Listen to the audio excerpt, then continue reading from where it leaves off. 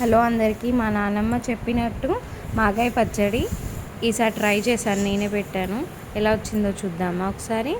ముందుగా మామిడికాయలని పొట్టు తీసేసి చిన్న ముక్కలుగా కట్ చేసేసి ఫస్ట్ కొలవండి. అలా పీసెస్ కట్ చేసిన వాటిని ఒకసారి కొలుద్దాము. అంటే నాకైతే 4 గ్లాసెస్ అయ్యింది. మీరు ఎన్ని గ్లాసెస్ తీసుకున్నా, గ్లాసెస్ కానీ బౌల్ కానీ ఏదైనా తీసుకోండి. చూడండి 4 గ్లాసెస్ అయింది కదా. 4 గ్లాస్కి హాఫ్ గ్లాస్ ఉప్పు వేసేసి లాస్ట్ కొంచెం పసుపు వేసేసి కలిపి పక్కకు పెట్టేయండి.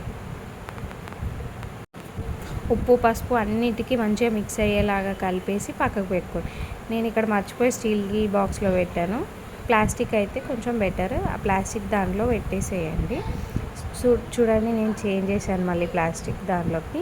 సో వాటర్ అన్నీ ఇలా ఊరాయి కదా, సాల్ట్ అంతా కరిగిపోయి వాటర్ ఊరాయి. 3 days తర్వాత అవన్నీ గట్టిగా పిండేసి ఒక ప్లేట్లో వేసేయండి.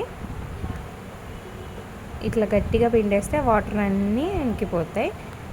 ఒక 1 day మంచిగా ఎండలో ఎండనివ్వండి. చూడండి ఎలా డ్రై అవుతున్నాయో. ఇప్పుడు మనం పోపు పెట్టేసుకుందాం. ఒక 3/4 గ్లాస్ ఆయిల్ తీసేసుకొని పోపు వేసుకోండి.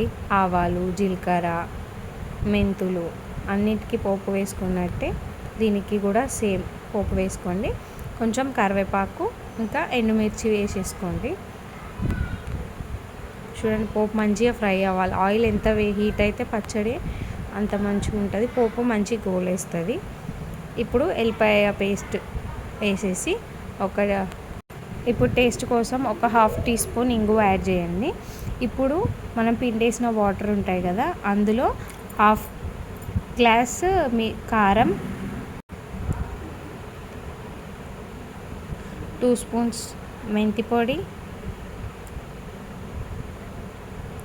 1 స్పూన్ ఆవ పొడి ఇంకా ఎల్లిపాయలు వేసేసి ఇప్పుడు ఆరిపోయాయి. చూడండి ఎంత క్రిస్పీగా అయ్యాయో. ఇవన్నీ తీసేసి అందులో వేసి మనం కలుపుకున్న వాటర్లో వేసి మంచిగా కలిపేయండి. చూడండి ఎంత మంచిగా మిక్స్ అయ్యిందో. ఇప్పుడు చల్లార్చుకున్న పోపుని తీసేసి అందులో కలిపేసి ఒక 3 days అలా ఉంచేస్తే పచ్చడి అనేది ఆయిల్లో మంచిగా ఊరుతుంది. పోపు అంతా అందులో వేసేసి కలిపేయండి. ఒక 3 days తర్వాత మంచిగా వేడి అన్నంలో నెయ్యి వేసుకొని మొత్తం కలుపుకొని తింటే అసలు చాలా టేస్టీగా ఉంటుంది. మా నాన్నమ్మ స్టైల్లో వచ్చింది. ఒకసారి ట్రై చేసి నాకు కామెంట్లో చెప్పండి ఎలా వచ్చిందో. చూడండి ఎంత ఫ్రెష్గా కనిపిస్తుందో 3 days తర్వాత చూస్తే. Thank you.